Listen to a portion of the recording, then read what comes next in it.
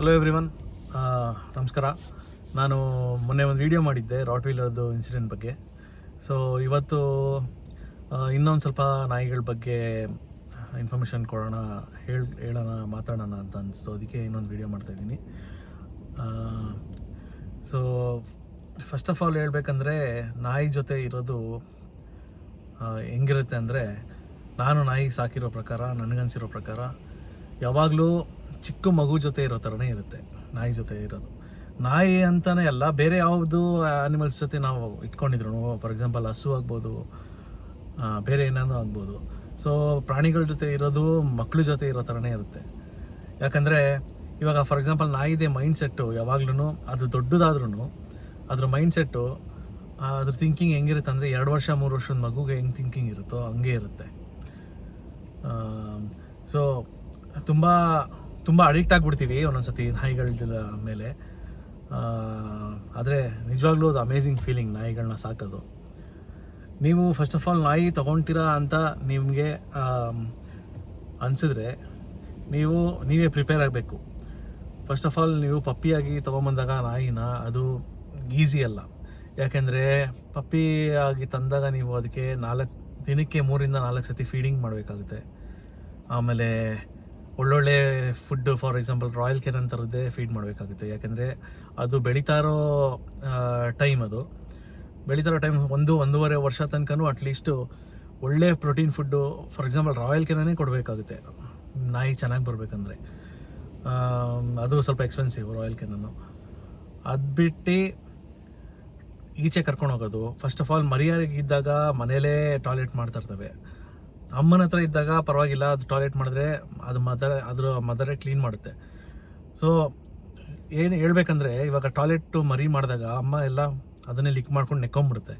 ಅದೇನಕ್ಕಂದರೆ, ಅದನ್ನ ಅದು ಮರಿ ಇಟ್ಟಿರೋ ಪ್ಲೇಸು ಮತ್ತು ಅದ್ರ ಸರೌಂಡಿಂಗ್ನ ನೀಟಾಗಿ ಇಡಬೇಕು ಅಂತ ಅದ್ರ ಅಮ್ಮ ಅದ್ರ ಟಾಯ್ಲೆಟ್ನೆಲ್ಲ, ಮರಿಗಳದ್ದು ಟಾಯ್ಲೆಟೆಲ್ಲ ಅದೇ ನೆಕ್ಕೊಂಡು ಕ್ಲೀನ್ ಮಾಡಿಬಿಡುತ್ತೆ. ಸೊ ಅದು ಬಿಟ್ಟು ನೀವು ಪಪ್ಪಿನ ಮನೆಗೆ ತರ್ತೀರಾ ಅಂದರೆ, ನೀವು ಅದಕ್ಕೆ ಈಚೆ ಕಡೆ ಅಭ್ಯಾಸ ಮಾಡಿಸೋ ತನಕನೂ ಅದು ಮನೆಯಲ್ಲಿ ಅಲ್ಲಿ ಮಾಡ್ತಾ ಇರುತ್ತೆ. ಸೊ ನೀವು ಅದಕ್ಕೆ ಊಟ ಹಾಕಿದ ತಕ್ಷಣ ಟಾಯ್ಲೆಟ್ಗೆ ಅದಕ್ಕೆ ಅರ್ಜೆಂಟ್ ಆಗುತ್ತೆ. ಸೊ ಪ್ರೆಷರ್ ಬಿದ್ದಾಗ ಆವಾಗ ನೀವು ಅದನ್ನ ತೊಗೊಂಡೋಗಿ ಈಚೆ ಇಟ್ಬಿಟ್ಟು ಸ್ವಲ್ಪ ಹೊತ್ತು ಕಾಯ್ಕೊಂಡಿರಬೇಕು. ಸೊ ಅವಾಗ ಅದು ಈಚೆ ಟಾಯ್ಲೆಟ್ ಮಾಡ್ತವೆ. ಸೊ ನೀವು ಯಾವಾಗ ಇದನ್ನು ಮಾಡೋಕ್ಕೆ ಸ್ಟಾರ್ಟ್ ಮಾಡ್ತೀರಾ, ಅದಕ್ಕೆ ಅರ್ಥ ಆಗೋಕ್ಕೆ ಸ್ಟಾರ್ಟ್ ಆಗುತ್ತೆ. ಸೊ ಟಾಯ್ಲೆಟ್ ಬಂದಾಗ ಈಚೆ ಹೋಗಬೇಕು ಅಂತ. ನಾನು ಫಸ್ಟ್ ನಾಯಿ ತೊಗೊಂಬಂದಾಗ ಲ್ಯಾಬ್ರಡೋರು, ಅದು ನನ್ನ ಫ್ರೆಂಡು ಸ್ವಲ್ಪ ಪಳಗಿಸಿದ್ರು. ಅದು ನಮ್ಮ ಜೊತೆಯಲ್ಲಿ ಆಟ ಆಡ್ತಾ ಇತ್ತು. ಆಮೇಲೆ ಸಡನ್ನಾಗಿ ಅದೇ ಓಡೋಯ್ತು ಈಚೆ ಕಡೆಗೆ, ಹೋಗ್ಬಿಟ್ಟು ಅಲ್ಲಿ ಟಾಯ್ಲೆಟ್ ಮಾಡ್ಬಿಟ್ಟು ಬಂತು. ಸೊ ಅದಕ್ಕೆ ಅಂಡರ್ಸ್ಟ್ಯಾಂಡ್ ಆಗಿರುತ್ತೆ ಹೆಂಗೆ ಮಾಡೋದು ಅಂತ. ಆಮೇಲೆ ನಾಯಿಗಳಿಗೆ ಹೊಡೆಯೋ ಅವಶ್ಯಕತೆನೇ ಇರಲ್ಲ. ನಾಯಿಗಳಿಗೆ ನೀವು ಬುದ್ಧಿ ಕಲಿಸ್ಬೇಕಂದ್ರೆ ಟ್ರೀಟ್ಸಿಂದ ಬುದ್ಧಿ ಕಲಿಸ್ಬೋದು. ಒಂದು ನಾಯಿದು ಬಿಸ್ಕೆಟ್ ಬರೋದಲ್ಲ, ಅದನ್ನು ತೊಗೊಂಡು ನೀವು ಅದನ್ನು ಏನು ಮಾಡೋದಕ್ಕೆ ಹೇಳ್ಕೊಂಡು, ಇವಾಗ ಫಾರ್ ಎಕ್ಸಾಂಪಲ್ ಕೂತ್ಕೋ ಅಂತ ಹೇಳ್ಕೊಡೋದಕ್ಕೆ ನೀವು ಅದು ಕಮೆಂಟ್ ಕೊಟ್ಬಿಟ್ಟು, ಆಮೇಲೆ ಹಿಂದೆಗಡೆ ಹಿಂಗೆ ಪ್ರೆಸ್ ಮಾಡಿದ್ರೆ ಕೂತ್ಕೋ ಅಂದ್ಬಿಟ್ಟು, ಆಮೇಲೆ ಅದು ಮಾಡಿದಾಗ ಒಂದು ಟ್ರೀಟ್ ಕೊಟ್ಟರೆ ಅದಕ್ಕೆ ಅರ್ಥ ಆಗುತ್ತೆ, ನಾನು ಈ ಥರ ಮಾಡ್ತಾ ಇದ್ದೀನಿ, ಈ ವರ್ಡು ಈ ಥರ ಮಾಡೋದಕ್ಕೆ ಅಂತ ಅದಕ್ಕೆಲ್ಲ ಅರ್ಥ ಆಗುತ್ತೆ. ಫಾರ್ ಎಕ್ಸಾಂಪಲ್ ಸ್ಪೀಕ್, ಬಾರ್ಕ್, ಕೂತ್ಕೋ ಅಂದರೆ ಸಿಟ್, ಈ ಥರ ಎಲ್ಲದಕ್ಕೂ. ಸೊ ಅದಕ್ಕೆ ಅರ್ಥ ಆಗುತ್ತೆ. ಹೊಡೆಯೋ ಅವಶ್ಯಕತೆನೇ ಇರೋಲ್ಲ ನಾಯಿಗಳಿಗೆ. ನೀವು ರೇಗಿದ್ರೇ ಅದು ಜಾಸ್ತಿ ಬೇಜಾರು ಮಾಡ್ಕೊಳ್ತವೆ ನಾಯಿಗಳಿಗೆ. ನೀವು ರೇಗ್ದಾಗೇ ಅದಕ್ಕೆ ತುಂಬ ಭಯ ಆಗುತ್ತೆ. ಸೊ ಹೊಡೆಯೋ ಅವಶ್ಯಕತೆ ಇಲ್ಲವೇ ಇಲ್ಲ ನಾಯಿಗಳಿಗೆ ಅವತ್ತೂ. ಅದಾದಮೇಲೆ ಬೆಳೀತಾ ಆಮೇಲೆ ನೀವು ಅದಕ್ಕೆ ಫಸ್ಟು ವ್ಯಾಕ್ಸಿನೇಷನ್ಸು ಒಂದು ಸ್ವಲ್ಪ ಜಾಸ್ತಿ ಕೊಡಿಸ್ಬೇಕಾಗುತ್ತೆ ಚಿಕ್ಕ ವಯಸ್ಸಲ್ಲಿರುವಾಗ. ಆಮೇಲೆ 1 year 1.5 year ಆದಮೇಲೆ ಇಯರ್ಲಿ ವ್ಯಾಕ್ಸಿನೇಷನ್, ರೇಬೀಸ್ದು ಮತ್ತು ಬೇರೆ ಇನ್ನೊಂದು 1-2 ಇಂಜೆಕ್ಷನ್ಸು, ಇವೆಲ್ಲ ಸೇರಿ ಇದು ಇಯರ್ಲಿ ವ್ಯಾಕ್ಸಿನೇಟ್ ಮಾಡಿಸ್ಲೇಬೇಕು. ಇದು ಕಂಪಲ್ಸರಿ. ಯಾಕೆಂದರೆ ಇದು ರೇಬೀಸ್, ಈ ನಾಯಿ ಬೇರೆಯವ್ರು ಕಚ್ಚೋದು, ಬೇರೆ ನಾಯಿ ಇದಕ್ಕೆ ಕಚ್ಚೋದು, ಏನಾದರೂ ರೇಬೀಸ್ದು ಇನ್ಫೆಕ್ಷನ್ನು ಎಲ್ಲ ಆಗಬಾರ್ದು, ಸ್ಟಾರ್ಟ್ ಬರಬಾರ್ದು ಅಂದ್ಬಿಟ್ಟು ವ್ಯಾಕ್ಸಿನೇಷನ್ ಮಾಡಿಸ್ಲೇಬೇಕು ಯಾವಾಗಲೂ. ನೆಕ್ಸ್ಟ್ ಏನಂದರೆ, ನಾಯಿಗಳಿಗೆ ತಿಂಗಳಿಗೆ 1 ಸತಿ ಅಲ್ಲ, 1-2 ಸತಿ ಅಟ್ಲೀಸ್ಟ್ ಸ್ನಾನ ಮಾಡಿಸ್ಬೇಕು, ಹೈಜೀನಾಗಿ ಇಡಬೇಕು. ಮತ್ತು ನಾಯಿಗಳು ಅವು ಸೈನ್ಸ್ ತೋರಿಸ್ತವೆ. ಆ ಸೈನ್ಸ್ ಏನಂತ ನೀವು ತಿಳ್ಕೊಂಡಿರಬೇಕು. ಫಾರ್ ಎಕ್ಸಾಂಪಲ್, ಇವಾಗ ಒಂದು ನಾಯಿ ಇನ್ನೊಂದು ನಾಯಿ ನೋಡಿದ್ರೆ ಅದ್ರ ಹಿಂದೆಗಡೆ ಮೂಸ್ ನೋಡುತ್ತೆ, ಇನ್ನೊಂದು ನಾಯಿ ಹಿಂದೆಗಡೆಗೆ ಇದು ಮೂಸ್ ನೋಡುತ್ತೆ ಅದ್ರ ಪ್ರೈವೇಟ್ ಪಾರ್ಟ್ ಹತ್ರ. ಏನಕ್ಕಂದರೆ ಅದು ಅವ್ರದ್ದು ವೇ ಆಫ್ ಸೇಯಿಂಗ್ ಅಲೋ ಒಂದು, ಮತ್ತು ಇನ್ನೊಂದು ಆ ಥರ ಮಾಡೋದ್ರಿಂದ ನಾಯಿಗಳು ಆ ನಾಯಿದು ಮೇಲಾ ಫೀಮೇಲಾ ಅಂತ ತಿಳ್ಕೊಳುತ್ತೆ, ಆ ನಾಯಿದು ಗಟ್ ಹೆಲ್ತ್ ಬಗ್ಗೆ ತಿಳ್ಕೊಳುತ್ತೆ, ಆಮೇಲೆ ಆ ನಾಯಿದು ಮೂಡ್ ಸ್ವಿಂಗ್ಸ್ನ ತಿಳ್ಕೊಳುತ್ತೆ. ಸೊ ಇದೇ ಥರ ನಮ್ಮ ಹ್ಯೂಮನ್ಸ್ಗೂ ಒಂದೊಂದ್ಸತಿ ನಾಯಿಗಳು ಮಾಡ್ತವೆ. ಬಂದು ನಮಗೆ ಎಲ್ಲನ ಸ್ಮೆಲ್ ನೋಡ್ತವೆ, ಸ್ವೆಟ್ ಇರೋ ಕಡೆ, ಅದೂ ಅಷ್ಟೇ ನಮ್ಮ ಬಗ್ಗೆ ತಿಳ್ಕೊಳ್ಳೋಕ್ಕೆ ಆ ಥರ ಮಾಡ್ತವೆ. ಆಮೇಲೆ ಆಮೇಲೆ ನಾಯಿಗಳು ಸರೌಂಡಿಂಗ್ ಏರಿಯಾಸಲ್ಲಿ ಒಂದೊಂದು ಕಡೆ ಈಚೆ ಕಡೆ ಎಲ್ಲನ ನಿಮ್ಮ ಹತ್ರ ಜಾಸ್ತಿ ಸ್ಪೇಸ್ ಇದ್ದರೆ ಮನೆಯಿಂದ ಈಚೆ ಅಲ್ಲಿ ಇಲ್ಲಿ ಹೋಗಿ ಟಾಯ್ಲೆಟ್ ಮಾಡೋದು, ನಂಬರ್ 2 ಮಾಡೋದು, ಇವೆಲ್ಲ ಟಾಯ್ಲೆಟ್ ಮಾಡೋದು ಒಂದೊಂದ್ಸತಿ ಅದು ಟೆರಿಟರಿ ಮಾರ್ಕ್ ಮಾಡುತ್ತೆ. ಲಾಸ್ಟ್ ವೀಡಿಯೋಲಿ ಹೇಳಿದ್ದೀನಿ ಆ ಥರ. ಸೊ ಇದು ನಂದು ಜಾಗ ಅಂತ ಅದು ಮಾರ್ಕ್ ಮಾಡ್ಕೊಳ್ತವೆ. ಸೊ ಬೇರೆ ನಾಯಿಗಳು ಬಂದಾಗ ಅದನ್ನು ಸ್ಮೆಲ್ ನೋಡಿ ಇಲ್ಲಿ ಬೇರೆ ನಾಯಿ ಇದೆ ಅಂತ ಗೊತ್ತಾಗುತ್ತೆ.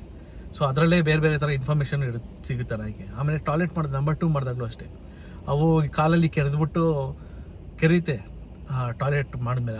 ಅದನ್ನ ಮೇಲೆ ಮುಚ್ಚೋದಕ್ಕಂತ ಅಲ್ಲ, ಅದು ವೇ ಆಫ್ ಮಾರ್ಕಿಂಗ್ ಟೆರಿಟರಿ. ಅದರಲ್ಲೂ ಅದೇ ಟೆರಿಟರಿ ಮಾರ್ಕ್ ಮಾಡ್ಕೊಳ್ಳುತ್ತೆ. ಸೊ ಆಮೇಲೆ ನಾವು ನಾಯಿಗಳಿಗೆ ಹೊಟ್ಟೆನ ರಬ್ ಮಾಡೋವಾಗ ನಾವು ಅದು ಕಾಲು ಅಲ್ಲಾಡ್ಸುತ್ತೆ ಕೆರಿಯೋ ಥರ. ಏನಕ್ಕಂದರೆ ನಾಯಿ ಹೊಟ್ಟೆಗಳ ಮೇಲೆ ಇಲ್ಲಿ ಈ ಸ್ಟಮಕ್ ಪಾರ್ಟಲ್ಲಿ ನರ್ವ್ಗಳಿರುತ್ತೆ, ಅದು ಡೈರೆಕ್ಟಾಗಿ ಸ್ಪೈನಲ್ ಕಾರ್ಡ್ಗೆ ಕನೆಕ್ಟ್ ಆಗಿರುತ್ತೆ. ಸೊ ನಾವು ಇಲ್ಲಿ ಇದು ಮಾಡಿದಾಗ ಅದಕ್ಕೆ ಟಿಕ್ಕಲ್ ಆಗುತ್ತೆ, ಹಂಗೆ ಅದು ಆಟೋಮೆಟಿಕ್ಕಾಗಿ ಕಾಲು ಅಲ್ಲಾಡುತ್ತೆ ಆ ಥರ. ಆಮೇಲೆ ನಾಯಿಗಳು ಒಂದೊಂದ್ಸತಿ ಅದ್ರ ಕೈನ ಪಾಸ್ನ ಲಿಕ್ ಮಾಡ್ತವೆ. ಅದು ಏನಕ್ಕಂದರೆ ಒಂದೊಂದ್ಸತಿ ಇನ್ಫೆಕ್ಷನ್ ಇರುತ್ತೆ ಹೊಟ್ಟೆಯಲ್ಲಿ. ಸೊ ಅದ್ರ ಕಾರಣದಿಂದ ಮಾಡುತ್ತೆ. ಆಮೇಲೆ ನೆಕ್ಸ್ಟ್ ಏನಂದರೆ ನಾಯಿಗಳು ನಮ್ಮನ್ನ ಲಿಕ್ ಮಾಡ್ತವೆ. ಅದು ಏನಂದರೆ ನಮಗೆ ಅದು ತೋರಿಸೋ ಅಫೆಕ್ಷನ್, ಅದು ನಮ್ಮ ಕಂಡ್ರೆ ಎಷ್ಟು ಇಷ್ಟ ಇದೆ ಅಂತ ಮಂದಿ ತೋರಿಸುತ್ತೆ. ಅದು ನಮ್ಮನ್ನ ನೋಡ್ತವೆ ನಾಯಿಗಳು. ನಾವೆಲ್ಲೋದ್ರೂ ನಮ್ಮನ್ನ ಫಾಲೋ ಮಾಡುತ್ತೆ. ಅದೇನಕ್ಕಂದರೆ ನಾಯಿಗಳು ಪ್ಯಾಕ್ಸಲ್ಲಿದ್ದು, ಅದ್ರ ನಾಯಿಗಳ ಬಿಹೇವಿಯರು ಪ್ಯಾಕ್ಸಲ್ಲಿರೋದು. ಪ್ಯಾಕ್ಸಲ್ಲಿ ಅಂದರೆ ಜೊತೆಯಲ್ಲಿ 3-4 ನಾಯಿಗಳು, ಎಷ್ಟು ನಾಯಿಗಳು ಜೊತೆಲಿ ಇರೋದೇ ನಾಯಿದು ಫಸ್ಟ್ ಆಫ್ ಆಲ್ ಅದ್ರದ್ದು ಬಿಹೇವಿಯರ್ ಹಂಗೆ. ಸೊ ಇವಾಗ ನಾವು ಒಂದು ನಾಯಿನ ತೊಗೊಂಬಂದು ನಮ್ಮ ಜೊತೆ ಸಾಕೋವಾಗ ಅದು ನಮ್ಮನ್ನು ಮಾತ್ರ ನಾವೇ ಅದ್ರ ಕಂಪ್ಯಾನಿಯನ್ನು. ಸೊ ಅದಕ್ಕೆ ನಾವು ಮನೆಯೊಳಗಡೆ ಎಲ್ಲೋದ್ರೂ ನಮ್ಮನ್ನೇ ಯಾವಾಗಲೂ ಫಾಲೋ ಮಾಡ್ತಾ ಇರ್ತವೆ ನಾಯಿಗಳು. ಆಮೇಲೆ ಅದು ನಮ್ಮನ್ನ ಯಾವಾಗಲೂ ಪ್ರೊಟೆಕ್ಟ್ ಮಾಡೋ, ಅದು ಎಷ್ಟೇ ಚಿಕ್ಕದಾಗಿರ್ಬೋದು, ಎಷ್ಟೇ ದೊಡ್ಡ ನಾಯಿ ಆಗಿರ್ಬೋದು, ಎಷ್ಟೇ ಅದ್ರ ಕೆಪಾಸಿಟಿ ಅಷ್ಟು ಫುಲ್ ಕೆಪಾಸಿಟಿನ ಯೂಸ್ ಮಾಡುತ್ತೆ ನಮ್ಮನ್ನ ಪ್ರೊಟೆಕ್ಟ್ ಮಾಡೋದಕ್ಕೆ.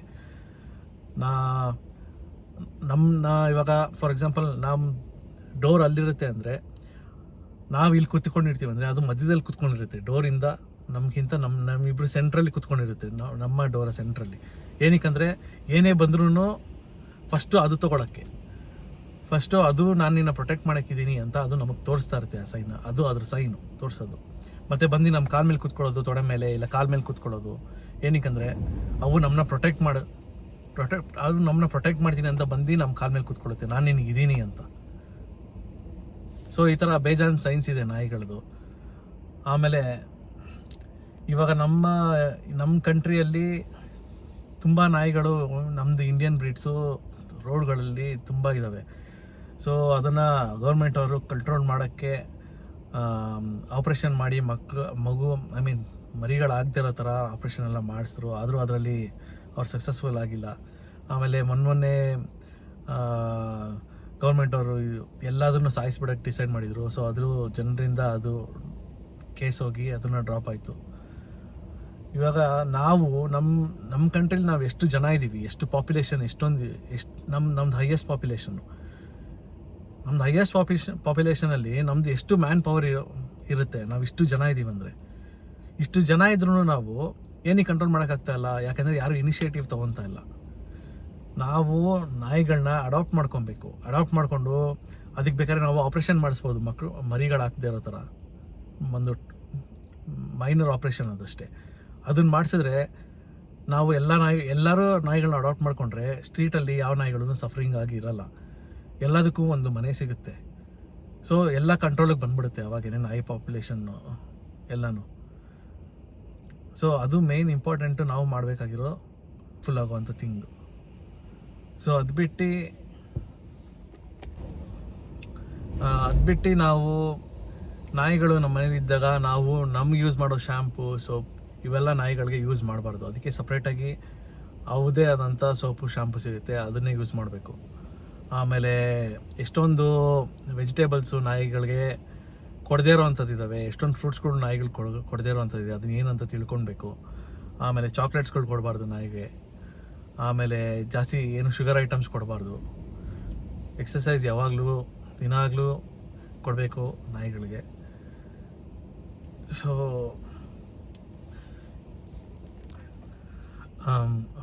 ನಾಯಿಗಳಿಗೆ ಎಕ್ಸಸೈಸು ಕೊಡ್ದಿರೋದ್ರಿಂದ ಸ್ವಲ್ಪ ಜನ ನಾಯಿಗಳಿಗೆ ಎಕ್ಸಸೈಸ್ ಕೊಡಲ್ಲ, ಒಬೇಸ್ ಮಾಡಿರ್ತಾರೆ.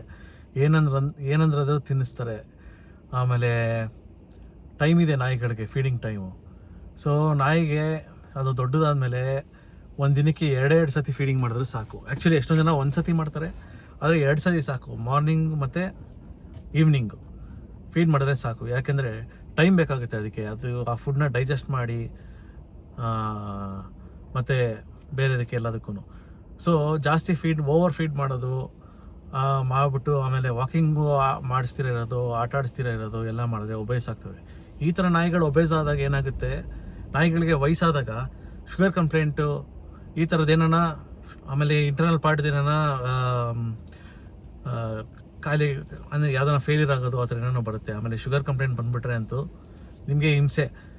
ನೀವು ಮನೆಯಲ್ಲಿ ಅದು ಶುಗರ್ ಡಿಸ್ಚಾರ್ಜ್ ಆಗೋಕ್ಕೆ ಸ್ಟಾರ್ಟ್ ಆಗೋದು, ಯೂರಿನ್ ಡಿಸ್ಚಾರ್ಜ್ ಆಗೋಕ್ಕೆ ಸ್ಟಾರ್ಟ್ ಆಗೋದು. ಸೊ ಇವೆಲ್ಲ ಆದರೆ ಅದಕ್ಕೆ ಜಾಸ್ತಿ ತೊಂದರೆ ಆಗುತ್ತೆ, ನಿಮಗೂ ತೊಂದರೆ ಆಗುತ್ತೆ. ಸೊ ಅದರಿಂದ ಸಾಕೋವಾಗ ನೀವು ಎಲ್ಲದಕ್ಕೂ ರೆಡಿಯಾಗಿ ನಿಮ್ಗೆ ನಿಜವಾಗ್ಲೂ ಇಷ್ಟ ಇದ್ದು ನಾಯಿನ ಸಾಕಬೇಕು ಅಂದ್ಬಿಟ್ಟು ತೊಗೊಂಬಂದರೆ ನೀವು ಅದನ್ನು ನೀಟಾಗಿ ನೋಡ್ಕೊತೀರ. ಇಲ್ಲ ಅಂದರೆ ಬೇಕಾಬಿಟ್ಟು ತೊಗೊಂಬಂದರೆ ನೀವೇ ಅದನ್ನು ನೋಡ್ಕೊಳ್ಳೋಕ್ಕೆ ಆಗಲ್ಲ ನಿಮ್ಮ ಕೈಯಲ್ಲಿ, ನಿಮ್ಗೆ ಗೊತ್ತಿಲ್ಲದಿದ್ರು. ಸೊ ಯಾರೂ ದಯವಿಟ್ಟು ನಿಮ್ಗೆ ಇಷ್ಟ ಇಲ್ಲ ಅಂದರೆ ನಾಯಿಗಳನ್ನ ತೊಗೊಂಬರೋಕ್ಕೆ ಹೋಗ್ಬೇಡಿ. ಇಷ್ಟ ಇರೋರು ಮಾತ್ರ ತೊಗೊಳ್ಳಿ. ಮತ್ತು ಇಷ್ಟ ಇರೋರು ತೊಗೊಳ್ತೀರಾ ಅಂದರೆ ಅಡಾಪ್ಟ್ ಮಾಡಿ ಪ್ಲೀಸ್ ಇಂಡಿಯನ್ ಬ್ರೀಡ್ಸ್ನ. ಸಫರಿಂಗ್ಸ್ ಕಮ್ಮಿ ಆಗುತ್ತೆ.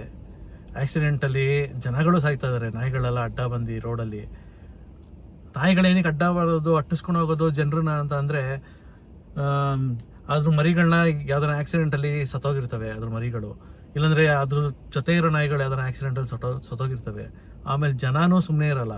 ನಾಯಿಗಳಿಗೆ ಕಲ್ಲಲ್ಲಿ ಹೊಡಿಯೋದು, ಸುಮ್ಮನೆ ಕಾಲಲ್ಲಿ ಎಗರ್ಸಿ ಒದಿಯೋದು, ಅದ್ರ ಮೇಲೆ ಆ್ಯಸಿಡ್ ಹಾಕೋದು, ಪಟಾಕಿ ಹಾಕೋದು, ಬಾಲಕ್ಕೆ ಪಟಾಕಿನ ಸಿಗಿಸ್ಬಿಟ್ಟು ಅಂಟಿಸೋದು, ತುಂಬ ಟಾರ್ಚರ್ ಮಾಡ್ತಾರೆ ನಾಯಿಗಳಿಗೆ. ಸೊ ಇದೆಲ್ಲ ಟ್ರಾಮಟೈಸ್ ಆಗಿ ನಾಯಿಗಳು ಮನುಷ್ಯ ಮೇಲೆ ಅಟ್ಯಾಕ್ ಮಾಡ್ತವೆ. ಇಲ್ಲಾಂದರೆ ನಾಯಿಗಳು ಸುಮ್ಮನೆ ಅಟ್ಯಾಕ್ ಮಾಡಲ್ಲ ಆ ಥರ. ಸೊ ಬೀದಿಯಲ್ಲಿ ನಾಯಿಗಳು ಕಂಟ್ರೋಲ್ ಆಗಬೇಕಂದ್ರೆ ಅಡಾಪ್ಟ್ ಮಾಡಬೇಕು. ಅದು ಒಂದು ಜೀವ. ನೀವು ನಾಯಿನ ತೊಗೊಳಕ್ಕೆ ಮುಂಚೆ ನೀವು ಏನೋ ಒಂದು ಆಟ ಸಾಮಾನು ತೊಗೊಂಬರ್ತಾ ಇದ್ದೀರಾ ಅಂತ ದಯವಿಟ್ಟು ಅಂದ್ಕೊಂಬೇಡಿ. ಯಾಕೆಂದರೆ ಅದಕ್ಕೆ ಒಂದು ಜೀವ ಇದೆ. ಟ್ರೂ ಫ್ರೆಂಡ್ ಹ್ಯೂಮನ್ ಬೀಯಿಂಗ್ಗೆ ನಾಯಿ. ಇದನ್ನು ಹೇಳ್ತಾ ಈ ವಿಡಿಯೋ ಮುಗಿಸ್ತಾ ಇದ್ದೀನಿ. Thank you so much.